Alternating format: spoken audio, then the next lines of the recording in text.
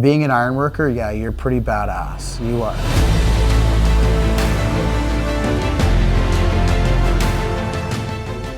Ironworkers historically have been alpha male, alpha female. We're leaders on the job. The ironworkers are like professional athletes of the building trades in terms of the way we look at ourselves and what we have to do on a daily basis. Our trade is one not for the faint of heart. We live our lives on the edge. It's more about killing the job, getting it done, moving on to the next one. It's an elite environment. We do a very dangerous, hard trade. It's a lot of teamwork.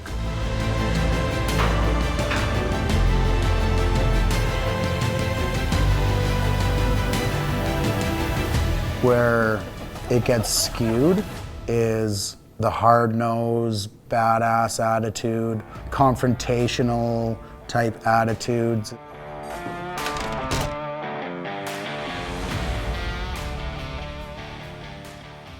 Some of them enjoyed the nickname. It was part of the camaraderie of it. Mine was long hair, believe it or not. There's a little dinosaur blood that runs through us. When the new person showed up on the job, whether they were an apprentice or somebody from out of town, they had to be quote unquote broken in. We would have to make them so that they fit in with us the way we want. And they don't realize some of the effects of what they believe is good-natured ribbing, and it turns out to be harmful or hurtful. So they decided one day to give him an ironworker haircut. You place their ponytail over the edge of a flange of a beam and hit it with a 4-pounder and cut it off.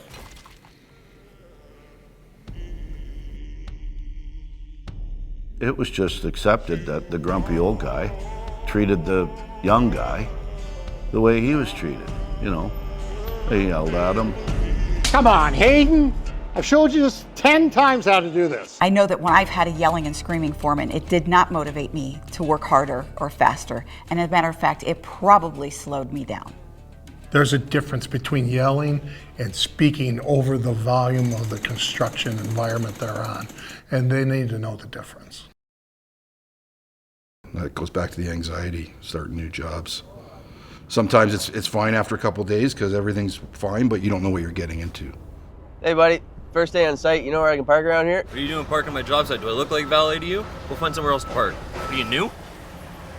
I've come back from holidays to have my work boots filled with cake, my gloves full of sparkles, and hard hat full of QC chalk. And obviously that first day back, you're not the most comfortable. Early in my career, I experienced quite a bit of bullying, not only because of my age, but because of my skin color. Hey Jacob, you know those guys, they don't mean anything, right? You're good, right? Yeah, not really. You're good. It took me a while to decide to get into the trade. Holding me back was the judgment and not being treated right. I have a university student that went to work last summer.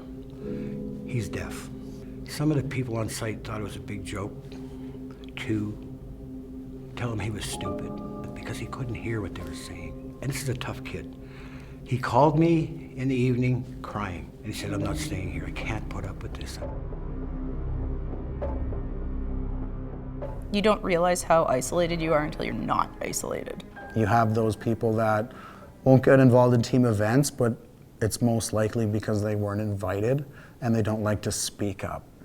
Yeah, it really hurt. And the thing is, I don't share anything with anybody, but you can see I'm kind of upset. I don't talk anymore, or just do what I have to do, and that's it.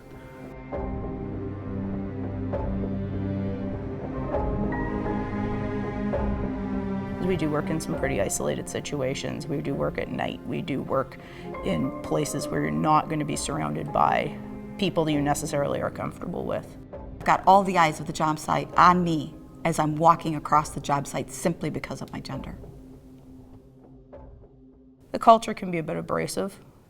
Okay, we have a load right here hooked up. I want it to go between column H7 and K7, so let's get up there. Come on, guys. Whoa, whoa, whoa, where do you think you're going? I'm good, man. I don't think so, I got this. Not a voice today, let her know. I'm good, man. I don't know. I said I'm good. Oh, whatever you say. scary.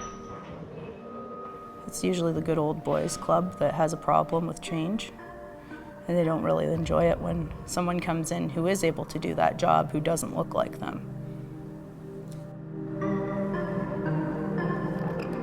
The side effects of bullying and harassment, they're far-reaching. The damaging effects can carry on for years. I was centered out by someone who should have been probably helping me, but I was the apprentice and I was the easy guy to go after. There was a little bit of nose to nose, but obviously my mind wasn't on things, and no more than an hour later I injured myself on the job. It would impose a safety issue because your head's elsewhere. Or you just got white noise filling your head because of what was just said to you.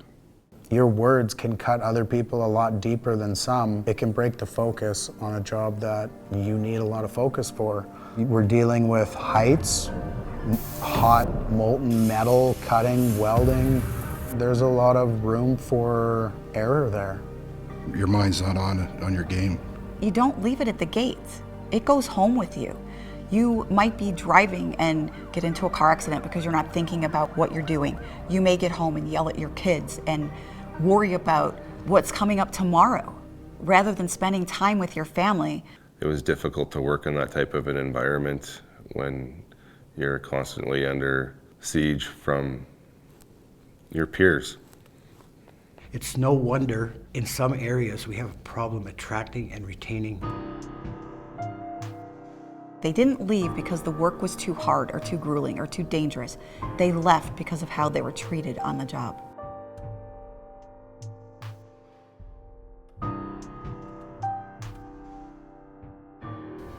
And he never came back. Never saw him again. Left the trade. Say we invested a year into training a young apprentice, and they walk away, we've lost a year. How does that help the world, and how does that help us get an apprentice to being a journey person? We really do need to develop the next generation, especially with the baby boomers retiring. The benefit plan is only as good as many people are putting into it. And if we don't bring people into our union that are different than us and create a culture where they're welcome, there will be no more union. We need people, so if you're pushing people away, they're gonna go away. That crap's gotta stop, quite frankly. It affects our whole industry in terms of its viability going forward. But it's also wrong. It's awareness, self-awareness, and being inclusive of everybody on the job, because we need all the hands we can get to build the stuff we're building. You know, if the job goes well, we make money, we can bid on another project and try and keep everybody employed. A small joke is a small joke, but when you push it beyond that, it's no longer acceptable. The big five, and that's rude, lewd, or crude jokes, anything about religion, race, gender, sexuality, politics. When you get into that, you've already stepped into a place that you shouldn't be. If you see any type of harassment, stop the harassment. Somehow intervene. Make sure you can communicate with your business manager, your superior, your job steward. I think you will be able to resolve things quicker instead of leaving everything accumulate. If the foreman or the super is the problem, we as a union will address the problem. And it doesn't have to be someone with a white hard hat. It can be an apprentice. It just takes the one person. If you are going in conjunction with somebody else to make somebody oppress, you're also guilty. If you ignore it, and then how are you gonna feel something happens? If you're an in-your-face kind of person and you don't actually have inhibitions about walking up to somebody and telling them to knock it off, that works. Or you can tell them that, hey, that joke felt inappropriate, but you're still directly talking to the aggressor. Just approaching that person and saying, are you okay today? And stating the issue, that their behavior is an issue. Ask a question, you can distract from the situation. You can go in and say, hey, I need a hand with this. You don't necessarily have to directly intervene. Delegating. We can walk up to somebody and say, hey, I don't really feel comfortable. Would you walk with me and help me take care of this situation? And having that person that maybe is perceived as having more power could walk with you and do something. The people that have the moral courage, the people who are centered, right, and grounded, They need to be the ones who speak up to put an end to it.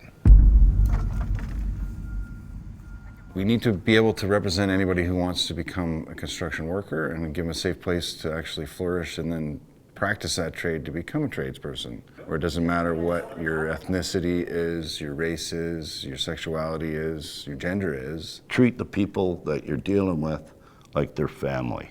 We need to just treat people with respect just for them simply being a human being. They have to be accepting that things are changing and that we do have the same training, we do have the same skills, and we know that we have to show up every day and be the best we can be to help that change move along. They want to learn. So you tell them why they're doing a task, why you do it this way. I'm gonna show you how I do it, and then I'm gonna sit back and I'm gonna watch you do it. And then I'm gonna coach you along your way, and you'll find your way of doing it. When they do have an issue and they come to you with it, believe them. Take it seriously. It's up to us to create that culture of acceptance, but it starts with the general membership. Accomplish the work, do it safe. This is badass. Going back home safe. This is badass.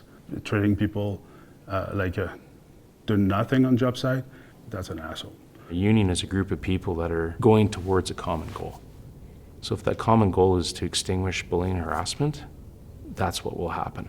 Like everyone else in the world, you want to make money, you want to live a good life, you want to go home to your wife and kids or whoever you're going home to. You want to leave a legacy that makes you better than the generation before you. I think that's probably the most satisfying thing as an iron worker is you're building things, including people.